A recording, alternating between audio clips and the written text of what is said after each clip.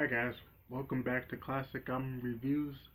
Now, today I will be taking a look at one of my favorite bands of all time and one of the greatest prog rock bands of all time next to Pink Floyd. This is Genesis. Now, Genesis is a prog rock band that started back in the late 60s, early 1970s. The most famous lineup included Peter Gabriel on lead vocals, Tony Banks on keyboard, Mike Rutherford on bass, Steve Hackett on guitar, and Phil Collins on drums.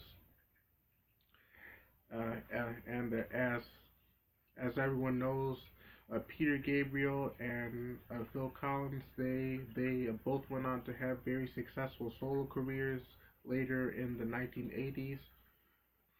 All right, so a little backstory story on Genesis. Genesis started back in about 1967 when they the first lineup was Peter Gabriel on lead vocals, Tony Banks on keyboard, Mike Rutherford on bass, and Anthony Phillips on the uh, guitar. And they also had a drummer named Chris Stewart. Yeah, they started the band while they were in high school. They went to the Charterhouse School in England, and while they started writing songs, they were discovered by a guy named Jonathan King, who was a former pop star. They sent him their songs, and he uh, he became their first producer, and he actually gave them the name Genesis because he felt that that was the start of his producing career. And so in 1969, they did an album called From Genesis to Revelation, uh, and that didn't do so well, and they um, they played some gigs after that, and then yeah, the album featured had a very early Bee Gees sounding it very psychedelic pop and stuff. And then a year later in 1970, they released Trespass, which which many people believe is their first proper album. This is where when they started to uh, this is when they started to uh, develop their prog rock sound. They got into more heavy prog rock sound. Features "Looking for Someone" and the famous epic uh, "The Knife." This is one of my favorite Genesis songs. I love that whole prog and heavy metal feel. This is a great album of, featuring the original lineup of Peter Gabriel, Tony Banks, Mike Rutherford, and Anthony Phillips. Uh, this this was this was one of only two albums to feature Anthony Phillips because after this he left the group because he had started getting a stage fright, and so he left after this album, and the band said that they had considered quitting after that because they felt that he was the driving force of the band, but they kept going. Uh, Yeah, in the late 1970s, they found a drummer Phil Collins and guitarist Steve Hackett, and that was the start of the classic era lineup of the band.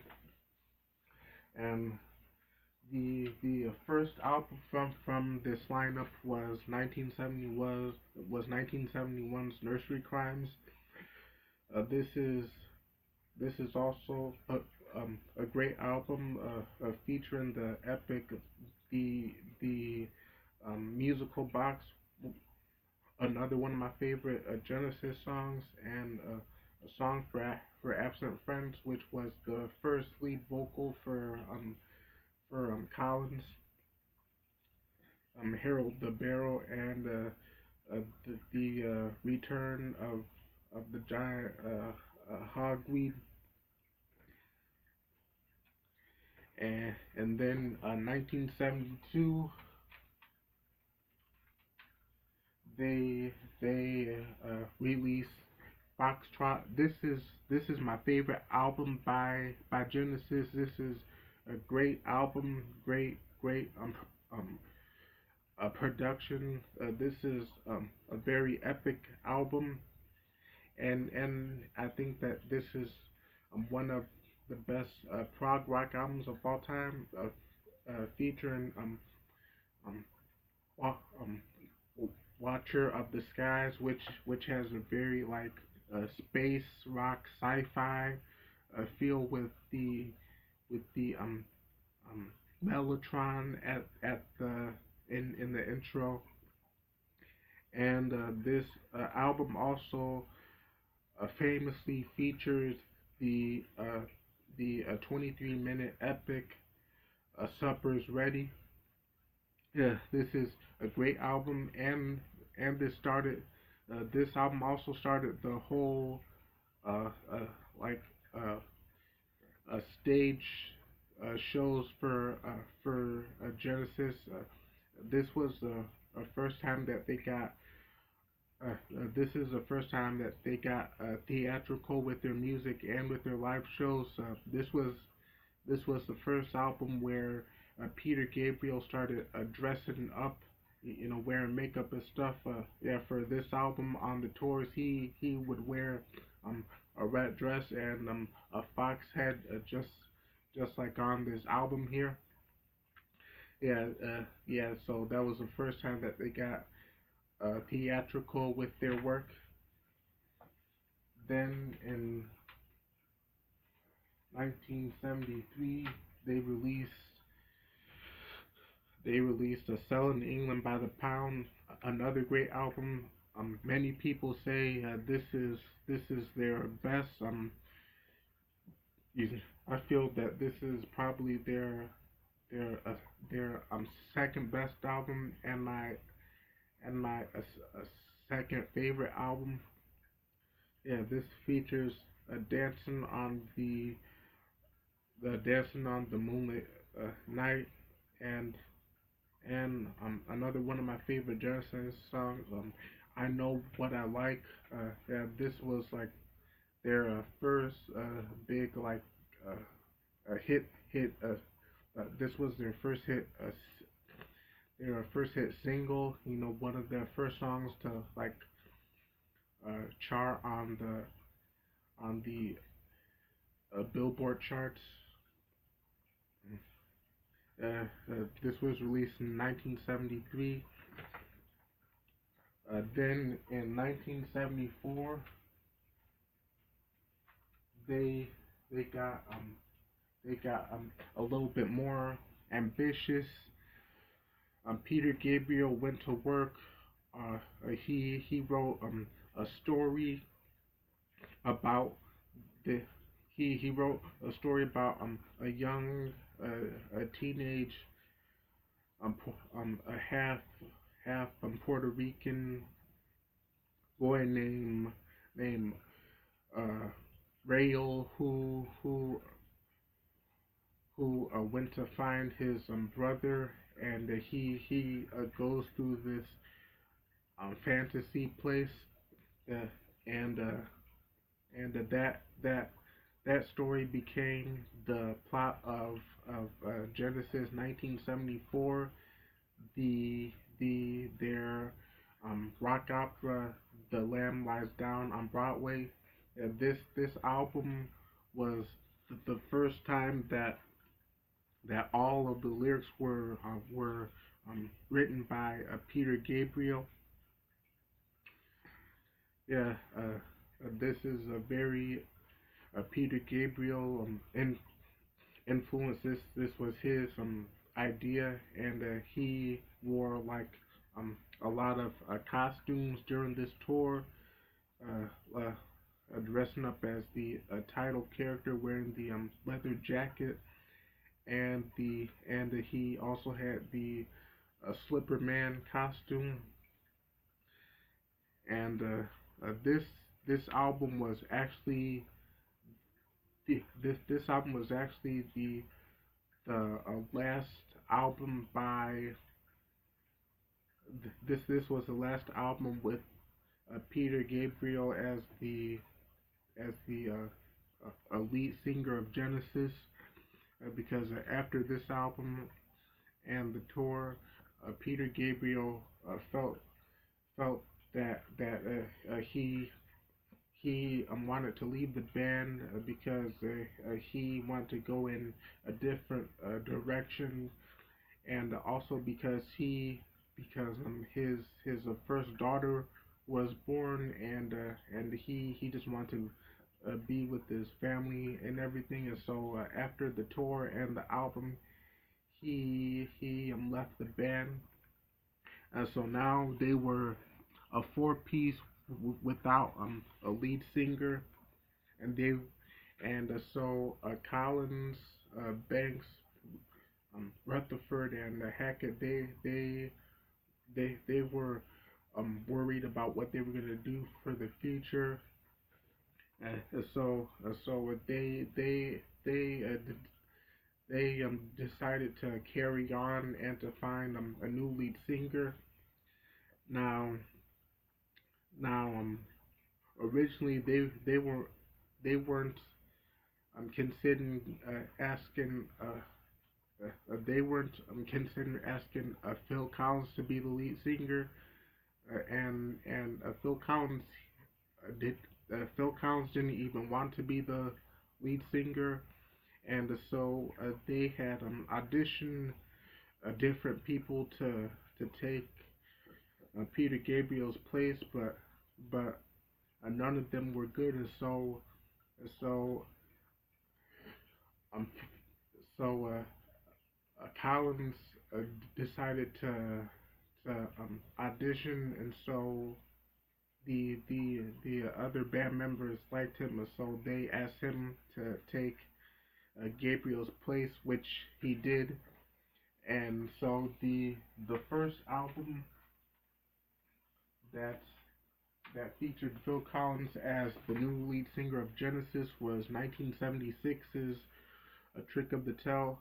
This is also a really great album. Features a dance on a volcano, Entangled, Skywalk, um, Ripples, and the title track, A Trick of the Tail, which is another great song by Genesis. Yeah, this whole album is also great. And in that same year, they had their first tour with Collins as their new lead singer. And also later that same year, they put out another album um, called Wind and Wuthering. That was the last album to feature guitarist Steve Hackett. He left after that and went solo. So now they were a three-piece, and they made that very clear on their next album, hence the title. And then there were three, which was released in 1978. That album featured Follow You, Follow Me, which was their like first big pop hit.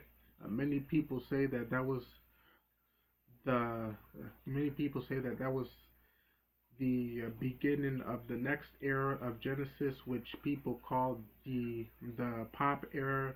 That was during the early '80s when they started to go, uh, where they started to have a more commercial sound with a more pop rock sound, as opposed to the more prog and epic sound that they had during the their during the Peter Gabriel era. Uh, then in 1980, they released their album Duke. Uh, this features Behind the Lines, Misunderstanding, and Turn It On Again. Now, this album I feel is like the perfect mix of prog rock Genesis and the pop rock Genesis of the '80s. Yeah, yeah. This I feel is the last like great album by Genesis. You know, because it has something for both eras of Genesis fans, for the prog rock Peter Gabriel fans, and the later pop rock Collins era fans. Yeah, this is also a great album, and during that time, Phil Collins started his solo career because in 1979 he and his wife got a divorce, and he wanted to get his wife back, and so he went to Vancouver, but he couldn't save his marriage, and so Collins started writing songs which would be on his first solo album, and some of them would be on uh, the Duke album for Genesis. And so then in 1981, Collins put out his first solo album, Face Value, which featured the hit "In the Air Tonight." Everyone knows that song. It's That's a great song. Yeah, this is his first solo album, launched him into solo success. And that same year, Genesis put out their 1981 album, Abacab.